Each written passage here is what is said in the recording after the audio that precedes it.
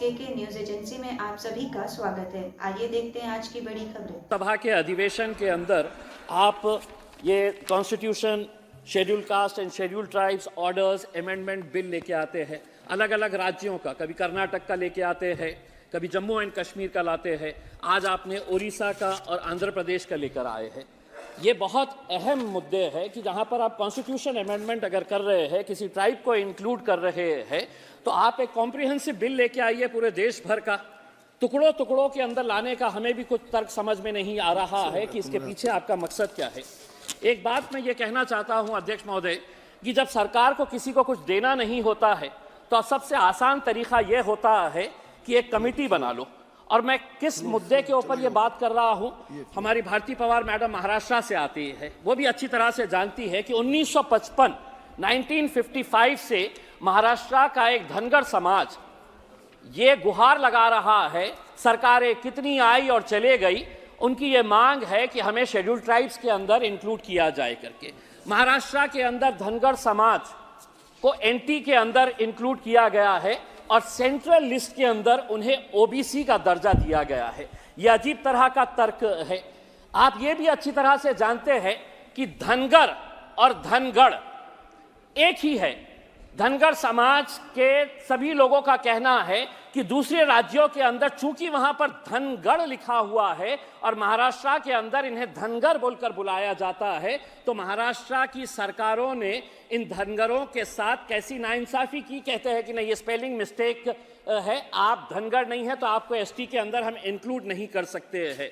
राणे साहब, आप भी अच्छी तरह से जानते हैं मराठाओं को रिजर्वेशन मिलना चाहिए, किसी ने भी उसका विरोध नहीं किया है। जरांगे पाटिल का हम सम्मान करते हैं कि एक सामान्य छोटे से गांव का एक आदमी ने पूरे महाराष्ट्र की सरकार की नाक में दम कर दिया कि मेरे समाज के साथ नाइंसाफी हो रही है, उसको इंसाफ मिलना चाहिए। दुर्भाग्यवश आप लोगों ने धनगर समाज का कोई नेता तैयार नहीं होने दिया, सिर्फ अपने राजनीतिक स्वार्थ की खातिर। धनगरों की आबादी कितनी है? धनगरों की 45 जमातें जो है, ट्राइबल जो है, वो महाराष्ट्र के अंदर है, लेकिन उनका पॉपुलेशन कितना है अगर पूछेंगे तो कोई नहीं बताएगा। कोई कहता है कि 4% है तो कोई कहता है कि 10% है, क्योंकि 2011 के सेंसस के हिसाब से ये बातें चले आ रही है। इसीलिए जब कास्ट सेंसस होगा तो इनका भी डेवलपमेंट उसी के हिसाब से होगा कि इनकी आबादी कितनी है, जिसकी जितनी संख्या भारी उसके हिसाब से ही सब काम चलता है। तो हमारा ये कहना है कि अब महाराष्ट्र सरकार इनको कुछ दे नहीं रही है, तो 20 नवंबर 2023 को राणे साहब एक बार फिर से धनगरों के हाथ में लॉलीपॉप दे दिया गया कि एक कमेटी हम बना रहे हैं। वो कमेटी ये तय करेंगी कि दूसरे राज्यों के अंदर तुमको जो बेनिफिट दिए जा रहे हैं वो महाराष्ट्र के अंदर कैसे देना। तो एक कमेटी, और कमेटी आपको मालूम है कि कमेटी के ऊपर कमेटी, कमेटी के ऊपर कमेटी, कमेटी के ऊपर कमेटी, ये आप भुगत चुके हैं। आप देख चुके हैं कि महाराष्ट्र सरकार को जब मराठाओं को रिजर्वेशन देना था तो कितनी सारी कमेटी, आखिर लोगों ने बोले कि हम सड़क के ऊपर आएंगे करके। उसमें आप धनगरों के साथ क्यों इस तरह की नाइंसाफी कर रहे हैं? और होता यह है अध्यक्ष महोदय, जब कुछ देना नहीं होता है तो राज्य सरकार कहता है कि केंद्र सरकार कहता है कि हमको राज्य सरकार की तरफ से कोई प्रस्ताव नहीं आया है करके। जबकि पृथ्वीराज चौहान, जब कांग्रेस के नेता और कांग्रेस के लीडर जब मांग ये करते हैं कि इनको देना चाहिए, तो उस वक्त उन्होंने झूठ कहा था कि हमने ऑलरेडी केंद्र सरकार को भेज दिए हैं, धनगरों को रिजर्वेशन मिलना चाहिए। सरासर पृथ्वीराज चौहान साहब जो उस वक्त के मुख्यमंत्री थे, उन्होंने झूठ बोला था, कोई प्रस्ताव नहीं भेजा गया था। अब तो आपकी ही सरकार है, महाराष्ट्र के अंदर भी आप बैठे हुए हैं, केंद्र के अंदर भी आप बैठे हुए हैं, तो ये एक दूसरे के ऊपर इल्जाम लगाने का कोई फर्क यही नहीं है। आपको अगर सही मानों में इंसाफ देना है तो आप दे सकते हैं, लेकिन आप इसी तरह का महाराष्ट्र के अंदर आपको मालूम है कि धनगर समाज, अगर हम 48 लोकसभा की सीटों की अगर हम बात करते हैं तो 4 लोकसभा की सीटों के अंदर तो सिवाय धनगर का कोई आना ही नहीं चाहिए। आप अच्छी तरह से जानते हैं बारामती पूरा टोटल उनका इन्फ्लुएंस है, माढ़ा पूरा टोटल धनगर समाज का आना चाहिए, शोलापुर, सतारा, ये 4 लोकसभा की सीटें। 288 विधानसभा की सीटों की अगर हम बात करते हैं तो कम से कम 35 से 40 विधानसभा की ऐसी सीटें हैं जहां पर सिर्फ धनगर समाज का ही प्रतिनिधि वहां से चुनकर आ सकता है। धनगर समाज का अध्यक्ष महोदय एक इतिहास रहा है। अहिल्याबाई होलकर का आपने नाम सुना होगा, एक महारानी थी जिसने अपने समाज के लिए 18वीं सदी में मालवा रीजन की वो महारानी थी, लेकिन उसकी पहचान महारानी बोल के नहीं है।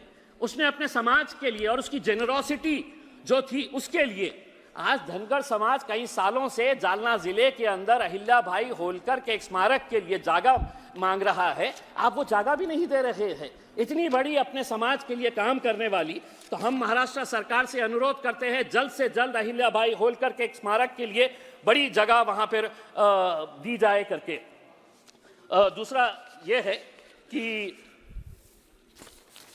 ये जो अलग अलग समाज के ये आ रहे हैं, अध्यक्ष महोदय, मुसलमानों के बारे में भी सांसद कहते हैं कि मुसलमानों को भी रिजर्वेशन देना चाहिए, लेकिन मैं आपको ईमानदारी के साथ कहता हूं, मुझे आपसे मांगना मतलब यह है कि मैं अपना साथ दीवार के ऊपर फोड़ने के बराबर, क्योंकि आप लोगों ने तो हमारे साथ एक ऐसा रवैया इख्तियार कर लिया है कि हम आपको सिर्फ सांस लेने दे रहे हैं, यही बहुत बड़ी बात है।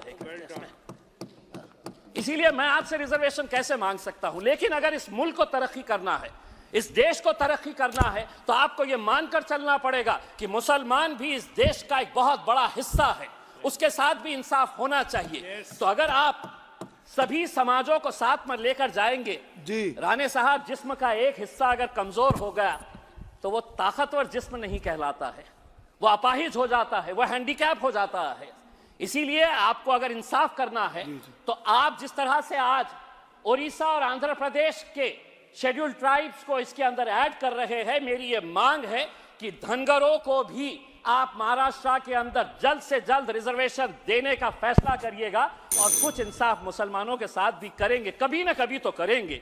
एक ना एक दिन आपको यह एहसास होगा कि नहीं, ये भी मेरा एक भाई है, इसके साथ भी इंसाफ होना चाहिए। श्री विंसेंट तेजपाला जी, क्या आपका एनजीओ है और काम करने के लिए डोनेशन चाहिए, लेकिन 1280G सर्टिफिकेट नहीं होने की वजह से डोनेशन नहीं मिल पा रहा है, तो आप RTI SK के एजेंसी से संपर्क करें। RTI SK के एजेंसी से संपर्क करके 1280G सर्टिफिकेट बनवा सकते हैं। उठाए फोन और लगाएं कॉल 9769025411।